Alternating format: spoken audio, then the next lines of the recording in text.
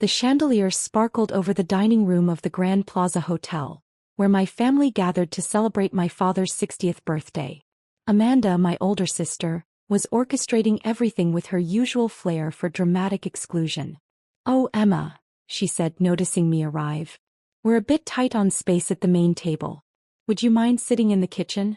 You know, since you're not really involved in the business anyway."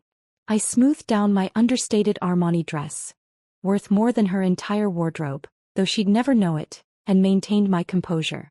If only they knew that not really involved in business meant I was the CEO of Phoenix Ventures, one of the most successful private equity firms in the country. "Of course, Amanda. Whatever makes things easier." She smirked, adjusting her flashy designer knockoff. "Dad's biggest investor is coming tonight. Mr. Chin from Global Investments. This could be $100 million deal for Sneered Technologies." I bit back a smile. There was no Mr. Chin from Global Investments. There was only Phoenix Ventures, my company, operating through a series of shell corporations. And tonight's big investor would be me, though not as Emma Stewart, the daughter they'd dismissed for years. "That sounds wonderful," I replied mildly. "I'm sure Dad will be thrilled." "Try not to embarrass us if you run into any of the important guests," Amanda added. "Just stay in the kitchen with the staff. It's better that way." I made my way to the kitchen thinking about the documents in my briefcase. Sneered Technologies was bleeding money, though my family didn't know it yet. They needed this investment desperately, an investment that would come with very specific terms. "Miss," a kitchen worker approached me apologetically. "There's a small table set up by the service entrance." I sat down, pulling out my phone, a deliberately modest model that concealed its military-grade security features. Messages from my executive team were flowing in. All set for tonight's reveal. Sneered Technologies financials confirmed, they're worse than we thought. Legal team standing by with the contracts. The kitchen door swung open and my father's voice boomed through. "Where's that useless daughter of mine? Emma, at least make yourself useful and help the staff with water service." I thought about my real office, the penthouse suite of Phoenix Tower, where I controlled billions in investments and had the power to make or break companies like Sneered Technologies with a single signature. "I'm here, Dad," I called out, watching him stride in with his current trophy wife, Vanessa. "Ah, good. Listen, important people are coming tonight. Real business people." He emphasized the word real with familiar disappointment. "Just try not to interact with them. We don't need them knowing about our families' disappointments." Vanessa adjusted her diamonds, cubic zirconia, I noted with amusement. "Your father's right, dear. Some people just aren't cut out for the business world. There's no shame in knowing your limitations." If they only knew that while they were playing at being business elite, I had built an empire that could buy and sell Sneered Technologies 10 times over. My phone buzzed, a message from my assistant. "Car is ready for your transformation, Miss Stewart. Mr. Chen's credentials are prepared." "I should go freshen up," I said, standing. "Big night and all." "Just use the service bathroom," Amanda called from the dining room. "The main ones are for actual guests." I slipped out through the service entrance, where my driver waited with a garment bag containing my other identity for the evening, an impeccably tailored Tom Ford suit that cost more than my father's monthly salary. In the private room I'd reserved upstairs, I transformed from Emma Stewart, the family disappointment, into Ichin, the mysterious investor they'd been desperately courting for months. My team had crafted the persona perfectly, right down to the slight accent and the carefully curated background that had passed my father's amateur vetting. As I adjusted my suit and checked the contracts in my briefcase one final time, I thought about all the family dinners where they'd mocked my career choices. All the times they'd called me a failure because I refused to work for Sneered Technologies. All the years of being the family embarrassment. Tonight everything would change. In less than an hour, they would learn that their company's survival depended entirely on the daughter they'd banished to the kitchen. My phone buzzed again. "Amanda, predictably, where are you? At least try to be useful and help the staff with coffee service before Mr. Chin arrives." I smiled, thinking of the look that would cross her face when she realized who Mr. Chin really was. Success, after all, is sweetest when served with a side of justice. At precisely 8 p.m. I made my entrance as Mr. Chin. The maitre d' announced my arrival with appropriate fanfare. "Mr. E. Chin of Global Investments." The transformation was perfect, from my precisely styled hair to my handcrafted Oxford shoes. Even Amanda, who prided herself on spotting designer wear, would never connect this powerful executive to her useless sister in the kitchen. My father rushed forward, hand extended. "Mr. Chin, we're honored to have you join us on this special evening."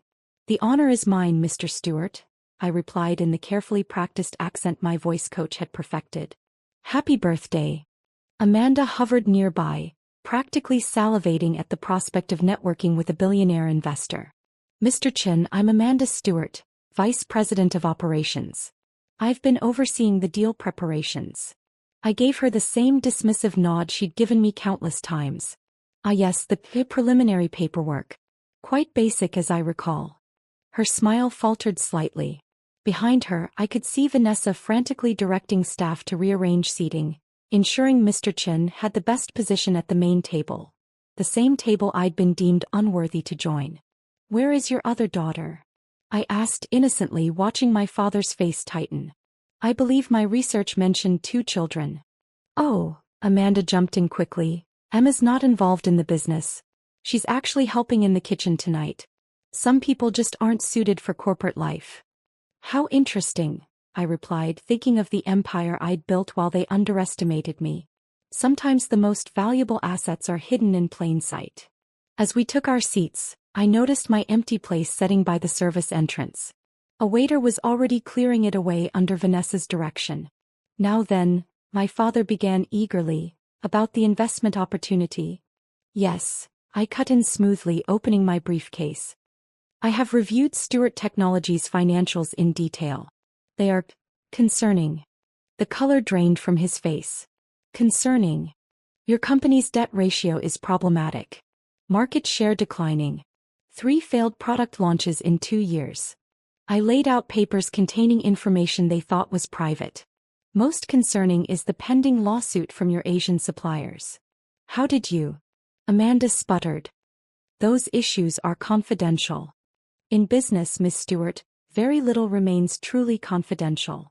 I allowed myself a small smile. "For instance, I know about the $2 million missing from your development budget.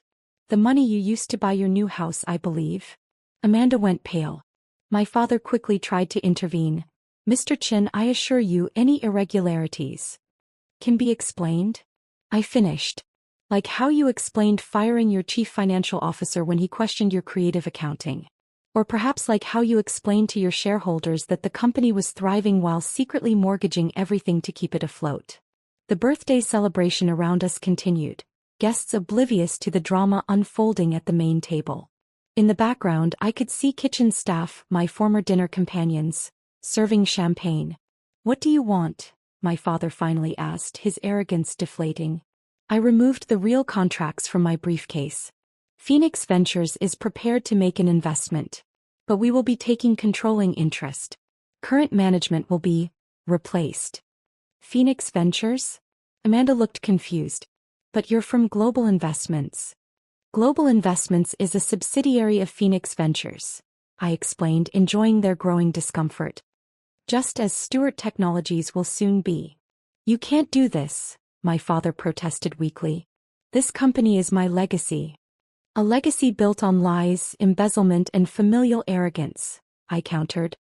"Sign the contracts, Mr. Stewart, or I'll ensure every shareholder knows exactly how you've been running their company." As they read through the documents, their faces growing increasingly desperate, I caught a glimpse of movement in the kitchen. Through the swinging door, I could see staff clearing away my small table. The table that had been deemed appropriate for the true owner of their financial salvation.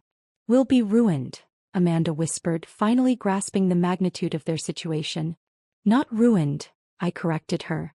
"Just appropriately repositioned. Sometimes the kitchen table offers the best view of how things really work." As my father's birthday cake was being served, I delivered the final blow.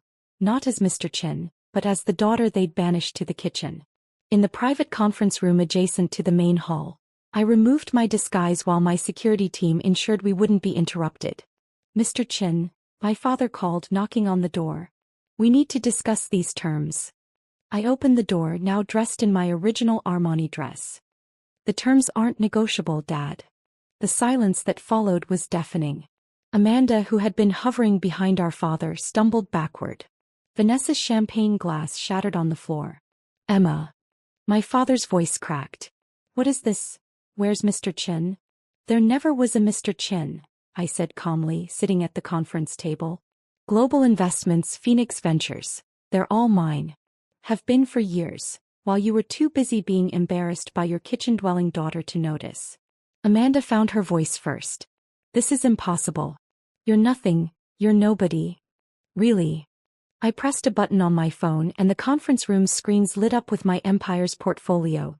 Tech companies, real estate, financial institutions, billions in assets, all controlled by the daughter they deemed unworthy of a dinner table. While you were stealing from the company to buy your house, Amanda, I was building something legitimate. While you were faking financial reports, Dad, I was creating real value. Interesting how the daughter you dismissed as a failure now owns your company's debt. You can't do this to us, Vanessa protested. We're family. Family. I laughed softly. Was I family when you seated me in the kitchen? When you told the staff I wasn't important enough for the main table? When you made me serve water to your guests? My phone buzzed. Messages from my executive team confirming that news of Sneered Technologies' acquisition was already hitting the business wires. The company's stock would open tomorrow under new management. Your choices are simple, I continued. Sign the contracts now, or I'll call in all of Sneered Technologies' loans tomorrow. Either way, I own everything. The only question is whether you walk away with something or nothing. My father slumped into a chair, his birthday celebration forgotten. Why didn't you tell us? Would you have believed me? The daughter you called worthless? The one you told to know her place, which apparently was in the kitchen? Amanda was frantically scrolling through her phone, watching her world crumble in real time as business news reported Phoenix Ventures' latest acquisition. I've scheduled a press conference for tomorrow morning, I informed them. Sneered Technologies will be announcing a complete management restructure. Amanda, your resignation letter citing personal reasons is already drafted.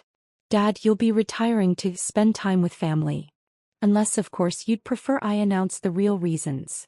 You would destroy your own family's reputation? My father asked. You mean the family that destroyed my reputation for years? The one that took every opportunity to remind me I wasn't good enough. I stood straightening my dress. Consider this a lesson in judgment and karma. The contracts were signed within the hour.